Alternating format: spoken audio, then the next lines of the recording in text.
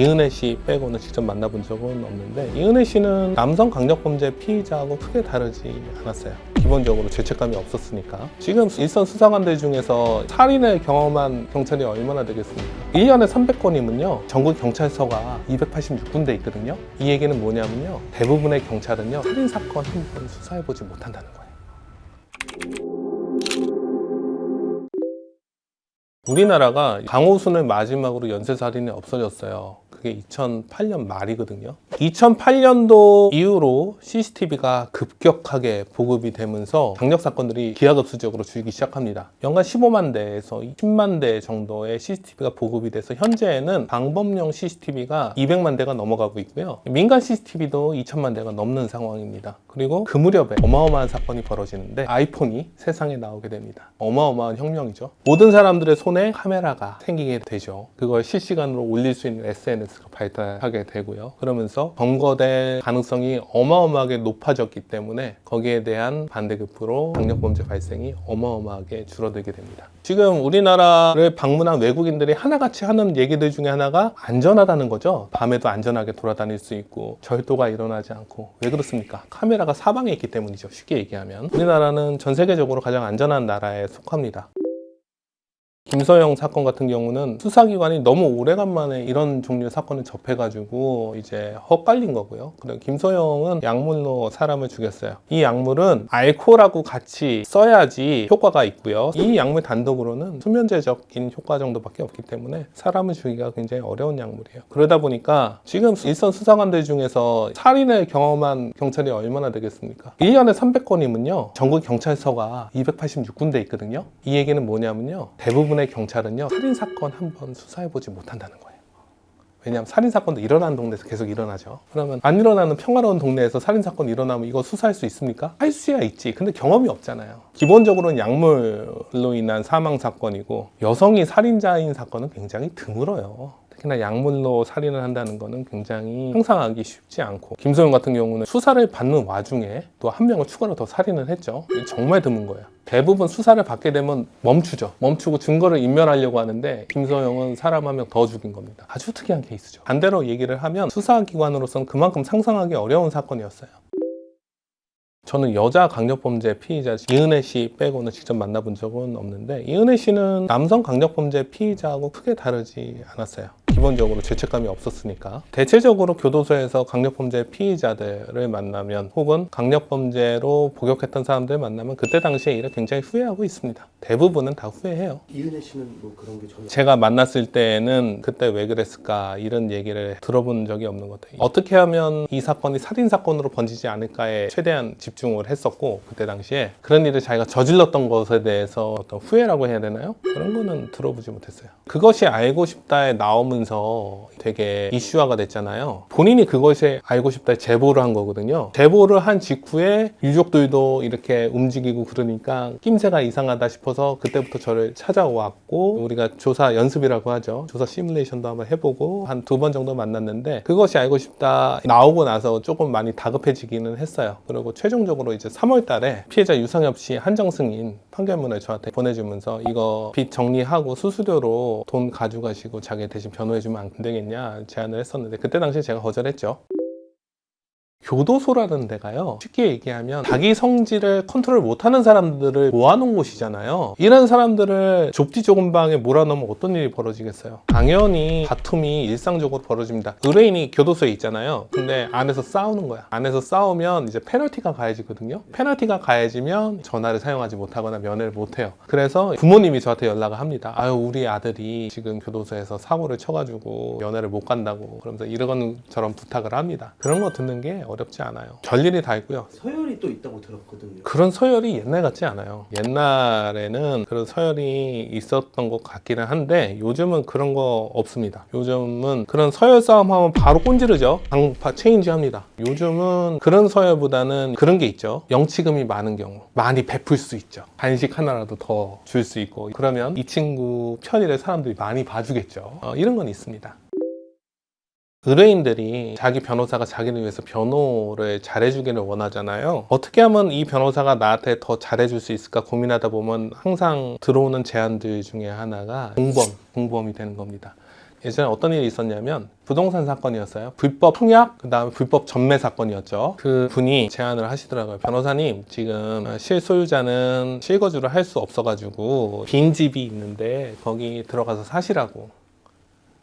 월세도 내실 필요 없고 관리비만 내고 2년 사실 수 있다고 들어가 사시라고 저한테 제안했던 적이 있습니다. 거기 들어가면 저도 공범되는 거죠. 그래서 됐다고 하고 거기 응하지 않았었는데, 이런 경우 보는 거 드물지 않아요. 이런 경우가 있어요. 실제로는 공범이 아닌데 공범이 됐다고 생각하는 경우가 있는데, 그러면 바로 태도가 바뀝니다. 마치 하수인처럼.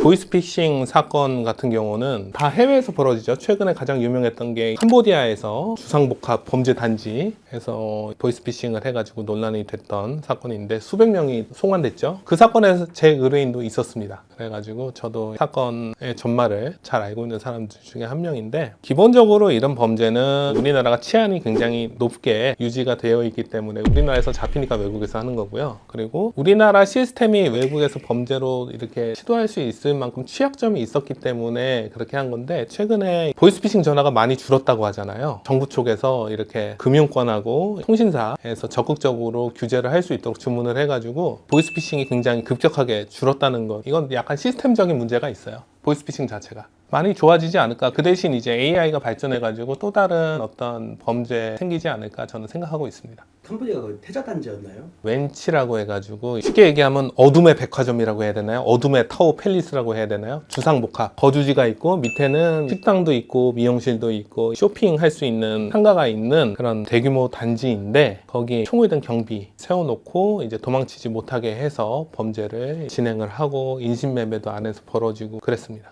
그러니까 이 웬치 안에서 한 5명 있는 팀 가지고 로맨스 스캠을 하다가 잘 안 됐어. 그러면 이 팀을 다른 데로 넘겨요. 넘기는 게 그 팀 안에 있는 한국인들이죠. 한국인들은 소속을 옮기나 보다라고 생각하는데 사실은 인신매매였던 거예요. 돈 받고 넘기는 거예요. 돈 받고, 야, 얘네들 나는 못 쓰겠어, 네가 가져다가 써봐, 그 대신 얼마 줘, 이렇게 해서 돈을 받고 넘겼던 겁니다. 그랬던 적도 있고요. 진짜 장기 적출을 위해서 팔려 나가다가 운 좋게 검문에 걸려가지고 그 운전자가 도망간 거예요. 그래서 도망친 경우도 있습니다.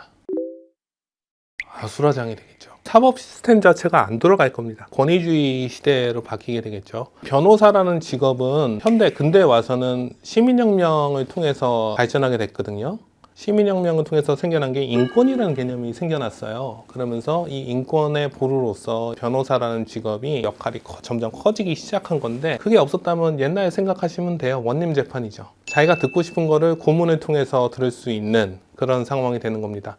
고문이라는 게 있었는지 참 요즘 세대는 모를 거잖아요. 우리 어렸을 때만 해도, 제가 40대 중반인데 대걸레 자루가 부러지게 학교에서 맞았던 경험이 누구나 있을 거예요. 그게 대단한 폭력이 아니었어요. 아직도 기억나는 게 초등학교에서 거의 매일 맞았거든요. 근데 친구한테 이렇게 자랑했던 기억이 나요. 나 오늘 한 달도 안 맞았다고. 폭력이 일상인 시대였어요, 그때는. 근데 그 이전에는 어땠겠습니까? 수사 과정에서 고문으로 사람을 죽은 우리나라에서 마지막 기록이 2002년도에 있었습니다. 서울중앙지검에서 수사를 하다가 사람이 죽었죠. 신기하죠? 2002년도에 그런 일이 있었다는 게. 그만큼 사법 시스템이라는 게 폭력성을 본질로 하고 있기 때문에, 만약 변호사가 없다고 한다면 사람들이 주목하는 거는 변호사의 역할에서 발생하는 부작용을 더 많이 보는데, 압도적으로 긍정적인 작용이 더 많습니다. 변호사가 없다고 한다면 아마 아비규환이 될 거예요. AI 시대의 변호사는요, 어떻게 생각하시면 되냐면요, 보병 시대에 걸어서 싸움을 하던 시대에 말을 탄 기병이 나타난 겁니다. 말을 탄 기병과 땅을 딛고 서 있는 보병이 싸운다고 하면 상대가 되나요? 안 되죠. AI를 무기로 장착한 변호사는 마치 말을 탄 기병이 돼가지고 시장을 휩쓸게 될 거예요. 이게 어떤 정도의 파괴력을 가지게 되냐면요, 산업화 이후에 사회가 발전하면서 생기는 특징은, 발전하면 발전할수록 예전에 큰 비용이 들었던 게 비용이 시스템적으로 절감되거든요. 옛날에 천이라는 게 손으로 짰을 때 얼마나 귀했습니까? 이거를 화폐 대신 사용했어요. 천을 만들어서 세금으로 냈어요. 근데 방적기, 방직기가 생기면서 어마어마한 일이 생겼죠. 이런 것들 옛날에는 엄청 비쌌단 말이에요. 지금은 누구나 이렇게 질 좋은 천으로 다 옷을 입지 않습니까? 그죠? AI 변호사 시대가 되면요, 비싸서 못 받았던 변호사 서비스가 확 낮아질 겁니다. 변호사가 3시간, 5시간 들여서 썼던 서면들 있잖아요. 사실 이 정도 수준의 서면은 그렇게 어려운 서면이 아니거든요. 시간이 좀 들어갈 뿐이지. 근데 시간이 들어가니까 쌓일 수가 없단 말이에요. 이런 서면들을 AI를 통해서 동일한 퀄리티의 서면을 혹은 그보다 높은 퀄리티의 서면을 2, 3분 만에 뽑아낸다면 그러면 이것의 비용은 어떻게 될까요? 굉장히 낮아지겠죠. 그러면 사람들이 변호사 서비스를 훨씬 더 광범위하게 받을 수 있는 겁니다. 싸졌으니까 보다 많은 사람들이 더 좋은 서비스를 이용하려고 할 테니까 법률 시장은 확장되겠지만 과실을 가져가는 변호사는 적지 않을까 싶어요. 스파이더맨 파프롬 홈이었나? 피터 파커가 문제가 생겨서 경찰서에 갔는데 다들 친구들이 지나가면서 한마디씩 하죠. 변호사 없이는 한마디도 하지 말라고. 이재명 대통령, 윤석열 전 대통령, 이분들의 정치적 성향을 떠나서 이분들 공통점은 검찰 조사에 들어가서 묵비권을 행사한 분들이에요. 왜요? 이분들 말 못해요? 아니죠. 누구보다 설득력 있게 말을 할 수 있는 사람들이고 경제적 여력도 있으신 분들이에요. 근데 왜 말 안 해요? 그만큼 형사사법 시스템에서 말 한마디의 위력이 크기 때문에 그렇습니다. 그 사람들도 장담하지 못하기 때문에 그래요. 그래서 저는 변호사를 선임하는 거는 나중에 생각하더라도 변호사 상담만 받아도 충분할 때가 되게 많거든요. 5명에서 10명만 상담해보면요, 사람들이 스스로 생각할 수 있어요. 아, 이 사건은 어느 정도 사건이구나. 그러면 10명 상담해도 한 2, 30만 원이면 충분해요. 어느 정도 사건이다 라고 어떤 그림이 그려지면 그때서는 자기가 대응할 수 있겠는데, 그러지 않고 자기 나름의 생각대로 그냥 무작정 대응하게 되면 그거는 좀 말리고 싶어요. 진짜 상담만 해도 단 5분만으로 문제가 해결되는 경우도 꽤 있거든요. 그래서 변호사 선임까지는 고민이 되시더라도 변호사 상담은 좀 받아보시라 저는 추천해드리고 싶습니다.